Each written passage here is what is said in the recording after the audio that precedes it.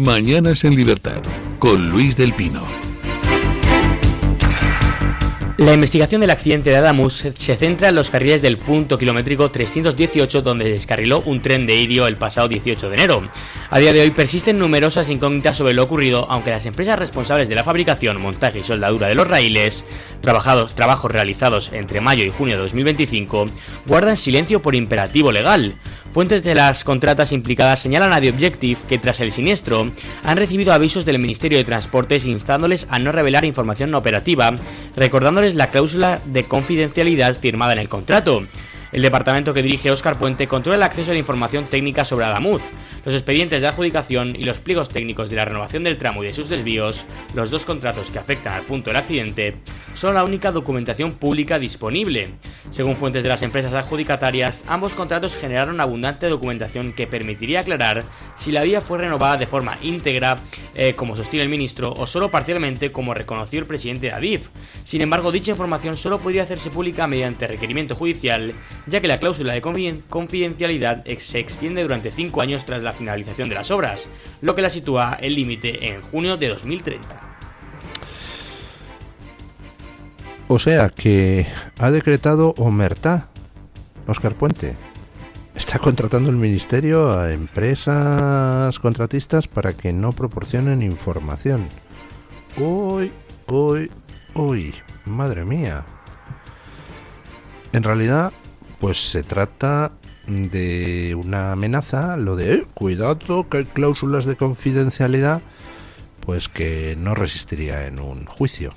Si se están produciendo declaraciones por parte de responsables ministeriales que ponen en cuestión la labor de una empresa, o se están publicando cosas en los medios que ponen en cuestión la labor de una empresa, ahí hay un derecho de esa empresa a defenderse de cualquier tipo de imputación. Con lo cual, pues ninguna cláusula de confidencialidad va a prevalecer en los tribunales, y más teniendo en cuenta cómo es este caso.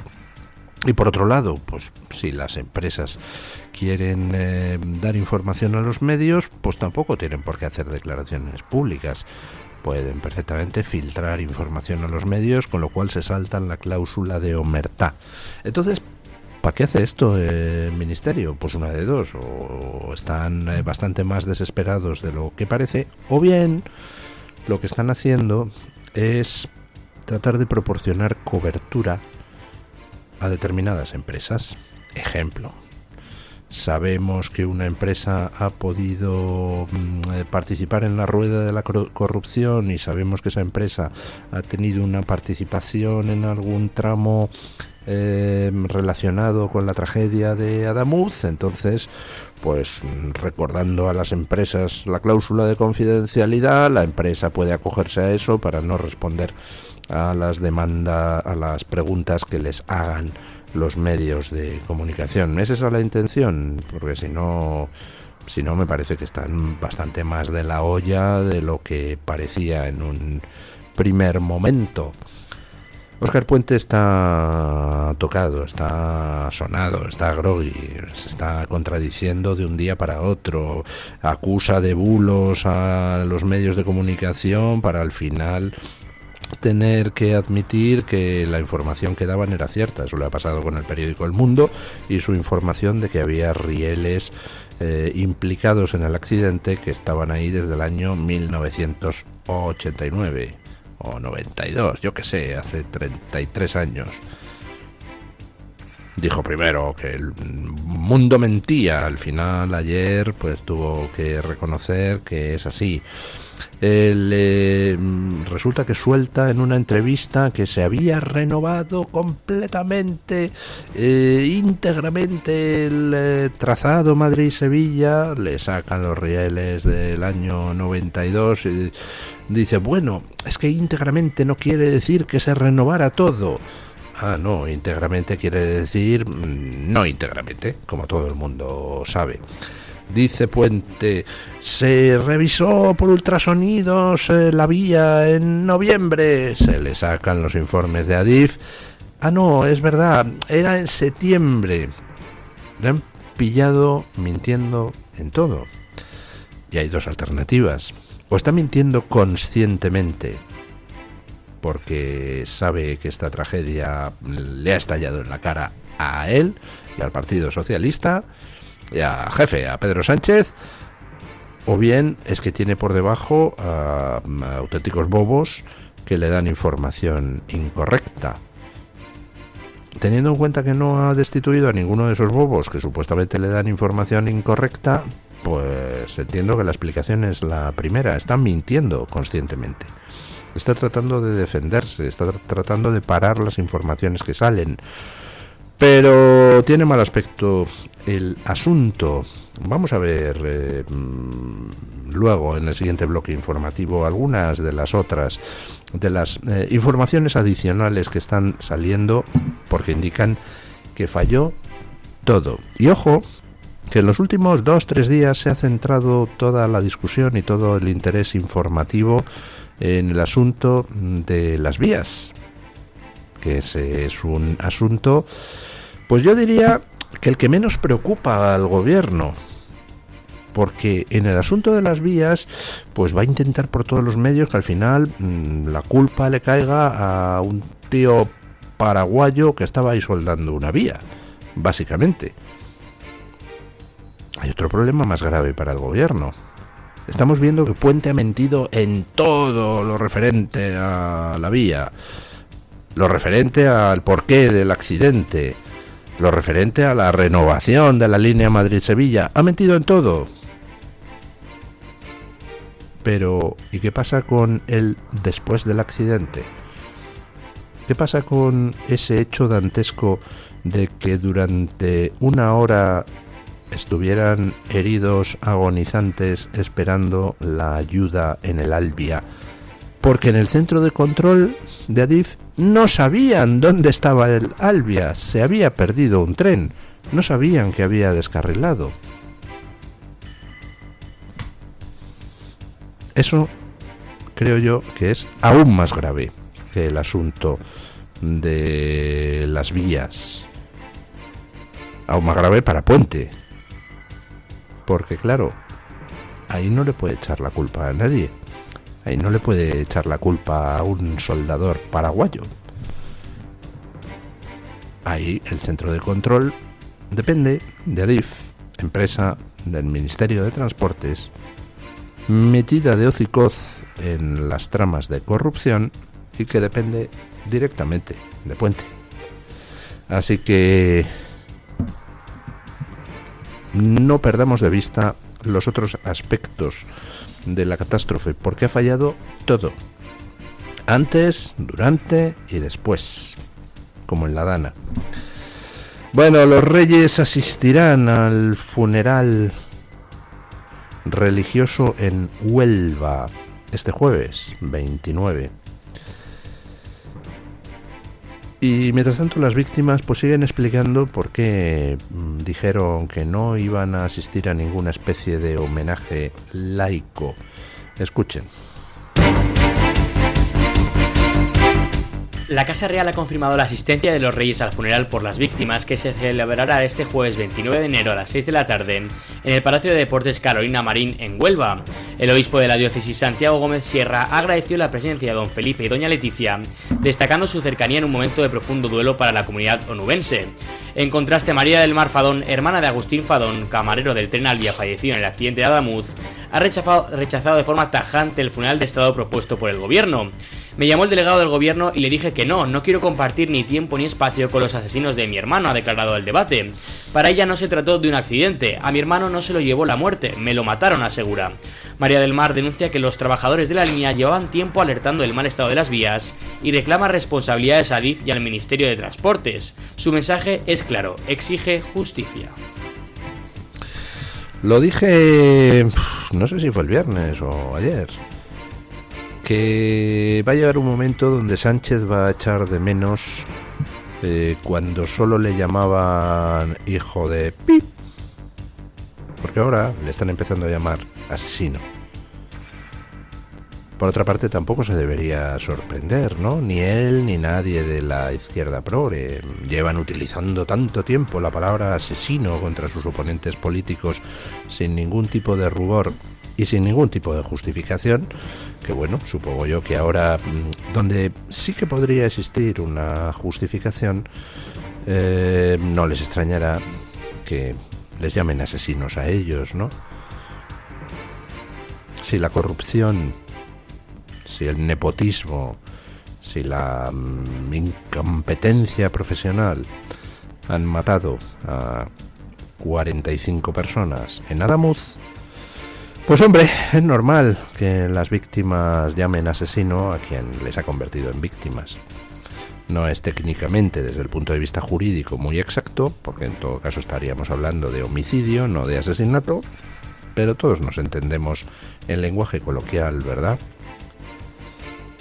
Y lo que decía, posiblemente Pedro Sánchez prefiera que le digan Pedro Sánchez, hijo de pi, antes que Pedro Sánchez, asesino. Y se lo están empezando a llamar.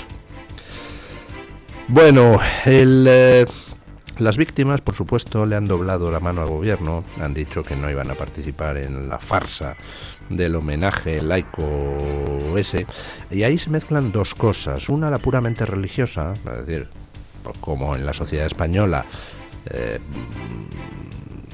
la mayoría de las familias de las víctimas pues son católicas. Entonces, pues hombre, les apetece un funeral acorde con sus creencias, pero yo creo que eso es lo de menos y lo expresan perfectamente las víctimas que han hablado a los medios. Lo que no quieren es compartir nada con... lo que no quieren es participar en nada que organice el gobierno al que responsabilizan de la muerte de sus seres queridos, ni quieren participar en nada donde participe ese gobierno. Lo cual va a plantear un problema un poco peliagudo pasado mañana. Al final, los reyes pues van a asistir al funeral que se va a celebrar en Huelva. Recuerden que había 3 programados, uno en Madrid, otro en Córdoba, otro en Huelva, el mismo día. No sé si al final el de Madrid se va a celebrar o no, porque he leído ayer alguna información un poco contradictoria. Pero bueno, 2 o 3, da igual. Pero el fundamental va a ser en Huelva, que era de donde salió uno de los trenes accidentados en Adamuz. Los reyes van a asistir a ese funeral, bien hecho. Podrán estar por fin con las víctimas, porque en su visita a Adamuz, pues las víctimas dijeron que no querían ver a los ministros socialistas y por alguna razón la Casa Real aceptó, porque entonces no visitaban a las víctimas que estaban ahí en el centro ese cívico esperando noticias de sus familiares.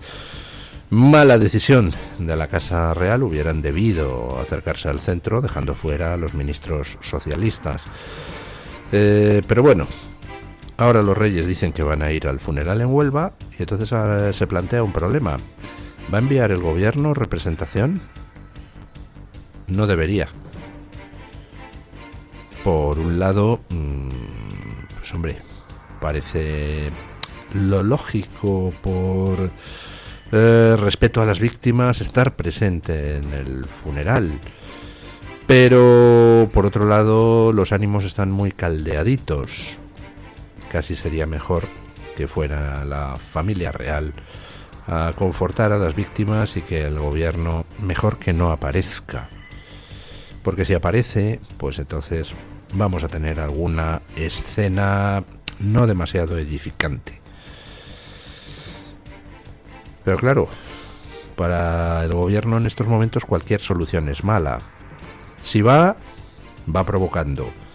Si no va, qué falta de empatía y respeto que no vas al funeral por las víctimas.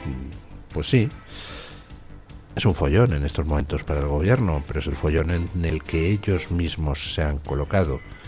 Por ejemplo, pues poniéndose a organizar por sus santos nísperos un homenaje laico sin consultar a nadie, sin tener en cuenta a las víctimas. Bueno, vamos a ver qué pasa el jueves. Que el Partido Socialista está tocado, que Pedro Sánchez está tocado, pues se ve en muchas cosas. Se ve en un Óscar Puente que se desmiente a sí mismo en cuestión de horas y que es incapaz de dar unas explicaciones medianamente sólidas, porque tampoco entiende de lo que está hablando cuando le llegan detalles técnicos. Insultar en Twitter sabe muy bien, pero ya lo de entender las cuestiones técnicas parece que se le escapa un poquitito y patina y además miente. Yo creo que miente a conciencia. Vemos que el PSOE está desnortado en las caras de Sánchez. Esa cara siniestra en el meeting que hizo en Aragón, o sea, cada vez da más miedo. Yo creo que se mira al espejo por la mañana y dice, ¡uy, por Dios! Y se les ve que están en estos momentos noqueados porque empiezan a hacer cosas típicas de quien busca salidas a la desesperada. Estoy seguro de que ya habrán puesto a trabajar a Romerales para hacer alguna patochada, pero en fin, entre que ellos están desesperados y la desesperación es mala consejera y que Romerales es bastante torpe, si lo intentan se les va a volver contra ellos. Pero el caso que se ve perfectamente que están desnortados en que empiezan a recurrir a cortinas de humo excesivamente visibles. Por ejemplo, ayer anunciaron Podemos y el PSOE que han pactado regularizar a 500.000 inmigrantes ilegales que lleven en España al menos 5 meses. Escuchen. La secretaria política y eurodiputada de Podemos, Irene Montero, ha anunciado que su formación ha alcanzado un acuerdo con el PSOE para sacar adelante una regularización extraordinaria de inmigrantes. La medida permitirá obtener autorización de residencia a quienes acrediten al menos 5 meses de estancia en España. Podemos ha conseguido un acuerdo para que el Gobierno apruebe de inmediato una regularización extraordinaria de personas migrantes. Tendrán papeles todas las personas que estuvieran en España antes del 31 de diciembre del año 2025 y que puedan demostrar al menos 5 meses de residencia con, por ejemplo, el empadronamiento, pero también con un informe médico, con un contrato de luz o con un certificado de envío de dinero. La admisión a trámite de la solicitud ya dará una autorización provisional de residencia y trabajo por 1 año que suspende además automáticamente los procedimientos de retorno.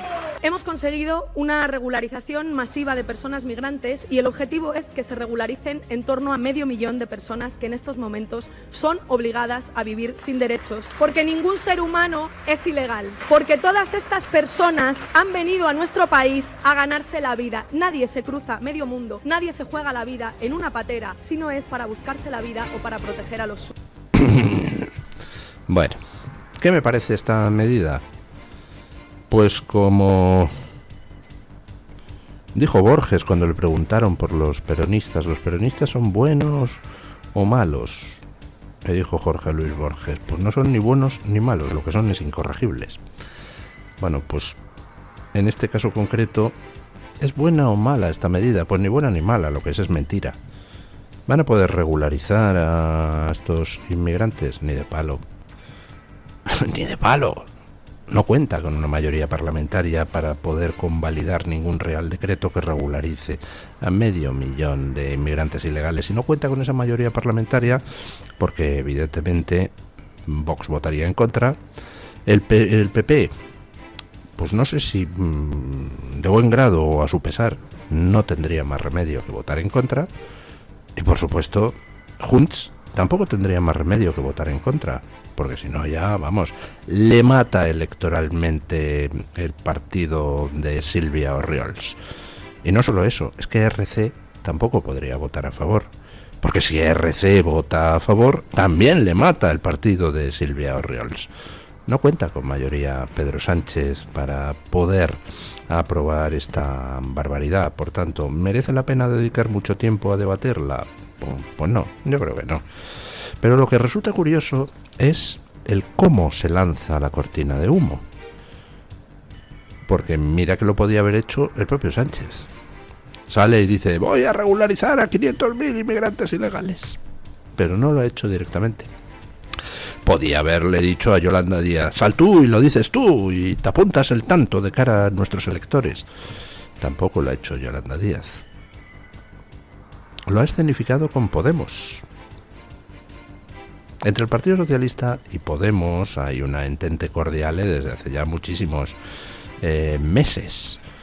El Partido Socialista está intentando mantener vivo y pujante a Podemos para tratar de que al menos una parte de los descontentos con el Partido Socialista pueda recalar en el partido de Ione Belarra, de Pablo Iglesias, de Irene Montero. Es decir, Podemos no está en la oposición al Partido Socialista. Podemos es una de las cartas que el Partido Socialista va a jugar en las siguientes elecciones. Por eso le permite apuntarse este tanto de cara a su electorado de la parte más radical de la extrema izquierda radical. Nos agrada ver a Podemos y al PSOE tan juntitos de la mano, ayudándose mutuamente. ¿Qué tiempos aquellos en que un Podemos naciente se hubiera posicionado del lado de las víctimas de una catástrofe ferroviaria, verdad? Pero no.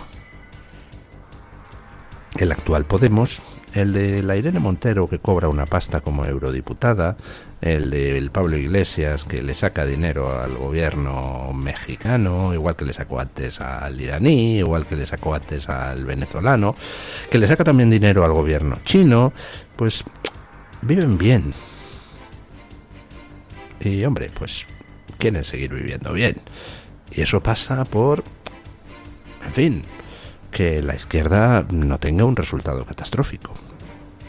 Pasa porque al menos haya pues 3 o 4 escañitos para la gente de Podemos donde poder apalancarse para seguir cobrando. Y ahí están Podemos y el PSOE de la manita juntitos, lanzando cortinas de humo para ver si se deja de hablar de esa tragedia donde han muerto 45 personas.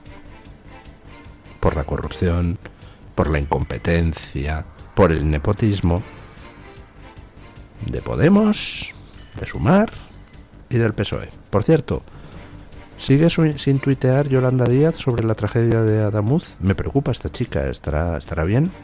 ¿Alguien sabe de su paradero? ¿Ha dicho algo sobre los trabajadores muertos en Adamuz? ¿Ha dicho algo sobre las condiciones de seguridad en las que trabajaba tanta gente? Antes hemos escuchado a una víctima llamar asesinos a este gobierno. Era la víctima de ese camarero del tren que resulta que confesó a su familia que iba a trabajar muchas veces con miedo, porque todo se movía en el tren, con los bamboleos y los traqueteos, porque las vías estaban hechas una basura. ¿Ha dicho algo Yolanda Díaz sobre esas condiciones de trabajo en que Renfe, empresa pública, hacía trabajar a sus empleados? No ha dicho nada la ministra de Trabajo hoy, por Dios. ¿Qué cosas? Seguro es que se le ha pasado, o estará haciendo algún vídeo para TikTok en plan Barrio Sésamo, que es lo único que sabe hacer, porque es otra incompetente de libro. Bueno, hablando de incompetencias, yo de verdad no termino de entender por qué el Partido Popular se pega tiros en el pie. Ayer hubo debate en las elecciones de Aragón. Yo creo que aplicando el sentido común las reglas del juego político son sencillitas, no hace falta ser tampoco un experto gurú electoral para saber que hay cosas que no funcionan. Por ejemplo, lo que ayer hizo el PP en Aragón. Un debate a 2 entre Azcón y Pilar Alegría. Tan piraos. Escuchen. Debate a 2 entre el candidato del Partido Popular Jorge Azcón y la candidata del PSOE Pilar Alegría, celebrado en Aragón Televisión, el cual fue el primero en 11 años en la comunidad autónoma. Con las mismas reglas para ambos, cada aspirante optó por una estrategia diferenciada. El debate, moderado por la periodista Ana La Iglesia y estructurado en 4 bloques: economía y empleo, políticas sociales e igualdad, Aragón en España y Aragón del futuro, sirvió para escenificar ese reparto de roles. Azcón, que acudía como presidente a defender su gestión, no desaprovechó la ocasión para cargar contra su rival por su etapa como ministro en los gobiernos de Pedro Sánchez. Mire, señora Alegría, para el Aragón del futuro, lo que yo no quiero es que quien se ha encargado de gestionar la energía y el resultado ha sido un apagón, o quien se ha encargado de gestionar las infraestructuras ferroviarias en nuestro país y, por desgracia, el resultado lo estamos viendo día a día, se encargue de la sanidad de los aragoneses, se encargue de la educación de los aragoneses o se encargue de las personas que necesitan ayuda en Aragón. Por su parte, Alegría centró su intervención en las políticas que impulsaría y los cambios que introduciría en caso de llegar a la presidencia de Aragón. Si el próximo 8 de febrero tengo el enorme honor de ser la presidenta de todos los aragoneses y todas las aragonesas, mi principal prioridad política va a ser hacerme cargo de los problemas cotidianos que tienen todos los aragoneses. Esos problemas cotidianos que evidentemente se refieren a la vivienda. Conozco muy bien las dificultades que tienen los jóvenes aragoneses, especialmente, para encontrar una vivienda pública y asequible en nuestra comunidad autónoma. También para garantizar ese verdadero servicio público de nuestra sanidad, nuestra joya de la corona. Todos conocemos, todos sabemos las dificultades que tenemos a día de hoy para ser atendido por nuestro médico de cabecera.